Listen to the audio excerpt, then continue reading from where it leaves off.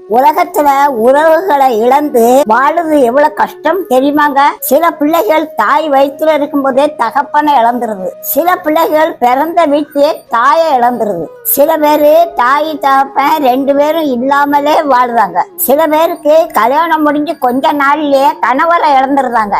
இப்படிப்பட்டவங்க எல்லாம் அனாதைகள் இல்லைங்க. நம்ம எல்லாத்துக்கும் ஒரு தகப்பன் இருக்காருங்க. நம்ம எல்லாருக்கும் ஒரு நல்ல சகோதரனும் இருக்காருங்க. நமக்கு ஒரு நல்ல சிநேகிதரும் இருக்காருங்க. அவரு திக்கட்ட பிள்ளைகளுக்கு சகாயம் பண்ணுவாருங்க. சகாயம்னா என்னன்னு பாட்டி விளக்கமா சொல்லட்டா? மற்றவங்களுக்கு கொடுக்க ஆசீர்வாதத்தை விட இவங்களுக்கு அதிகமா கொடுப்பாங்க. இவங்க மேல கடவுள் ரொம்ப பிரியமா இருப்பாங்க. இவங்களுக்கு விசேஷ பாதுகாப்பும் கொடுப்பாங்க. இவங்களை யாராவது ஏதாவது சொன்னா கடவுளே வந்து கேட்பாங்க. இவங்களுக்காக கடவுளே பேசுவாருங்க. கடவுள் உங்களுக்காக யுத்தமே பண்ணுவாருங்க. என் பிள்ளை பத்தி என்ன நினைச்ச? நீ யாரும் இல்லாத அனாதைன்னு நினைச்சியா? என் பிள்ளைக்கு நான் இருக்கேன் அப்படின்னு கடவுள் சொல்லுவாருங்க.